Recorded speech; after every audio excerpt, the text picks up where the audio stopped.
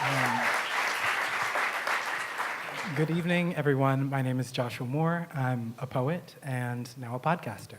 And I'm Tony Gonzalez. My day job is as a public radio reporter. And together we're creating a new podcast, Versify. And our show is unique in a lot of ways, but one of those ways is that we're composed of a partnership between Nashville Public Radio and The Porch, a nonprofit that offers writing workshops, hosts author talks, and provides free classes for young writers. And in a lot of ways, this is really new for Nashville Public Radio to partner with an outside group to create a show. But to really understand how our show came to be, we need to take you back a couple of years. Yeah, so in the random way that stories make it onto the radio, I happened to be at a little neighborhood festival in Nashville, and I came across Josh and some of his poets, and they were trying this new idea called Poetry on Demand, where they would write poems based on the stories of passersby. And I recorded a little bit of audio, I convinced an editor, and we put a story on the radio a few days later, and it began a little bit like this. Underneath a white tent, the poets composed by hand and by typewriter. You were in Samson's clutches, too. Whoever walks up can share a story, answer a few questions, and then the poets go to work.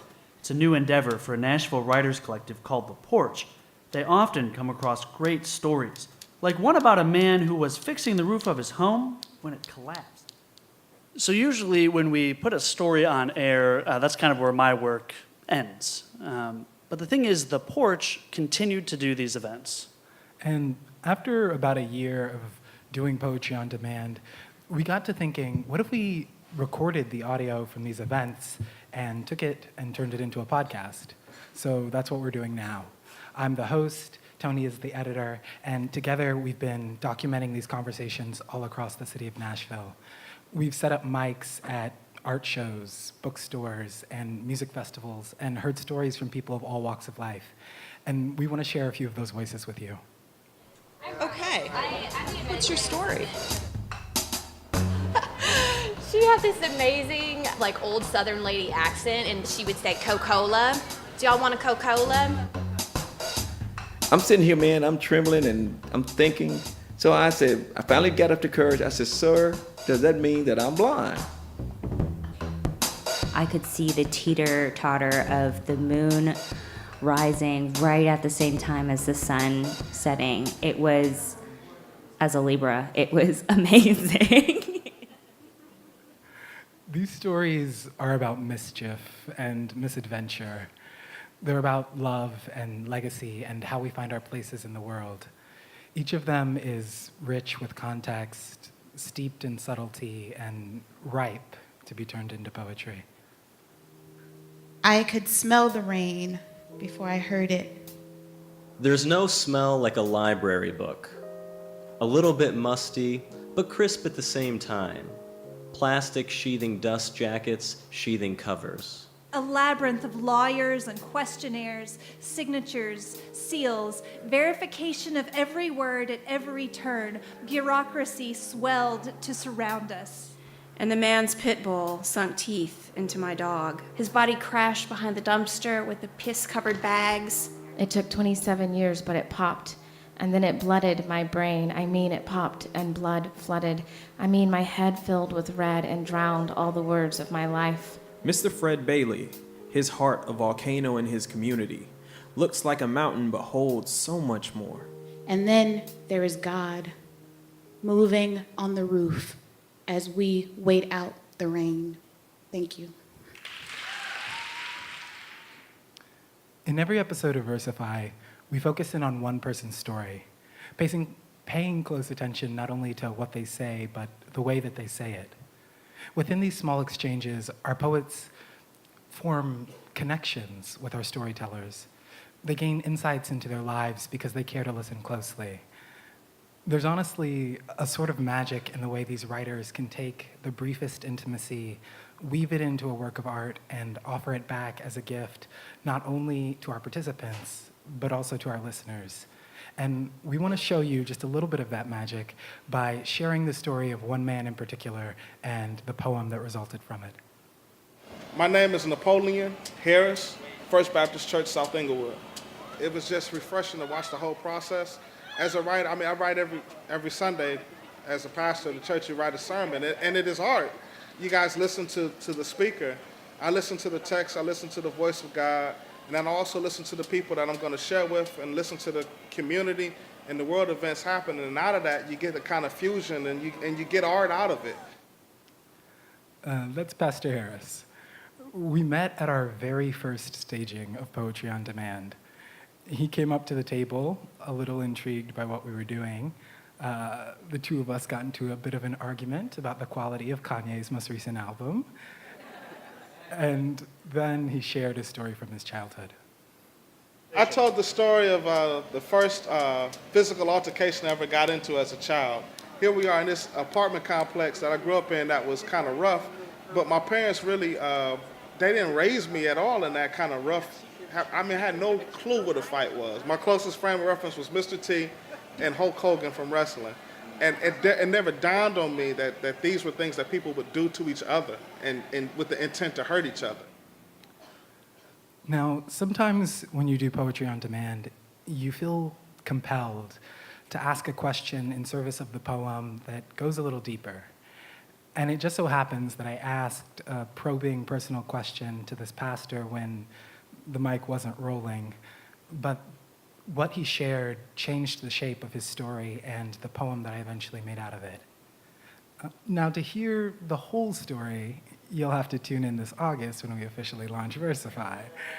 But tonight, before we go, we'd like to leave you with that resulting poem. So, without further ado, this is called Learning to Fight.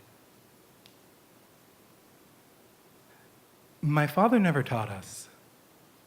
Said the only thing we should be fighting over was an education. If we wanted to break spines, we could crack open a book. We didn't raise any barroom brawlers, my mother used to say. If ever we chose to start a fight, we could be sure she'd finish it. But whoever told them, "Thou shalt not wrestle against flesh and blood," clearly never caught an episode of the A-Team. Or a scene from Monday Night WrestleMania. Couldn't know how the proper placement of fist to hip can make a grown man turn a somersault. How the sudden thrust of thigh off a rope can buoy the body over a ring. How the subtlest shift in grip can make an opponent sing out in submission.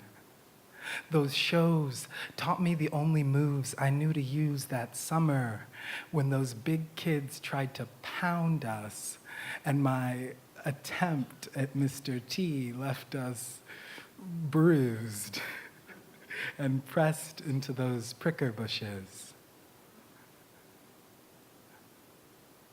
Let me begin again.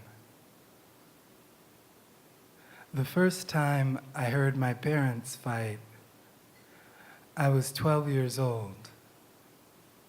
Huddled in front of WrestleMania's Technicolor glow, the clamor of my parents' voices building to the decibel of a breaking storm.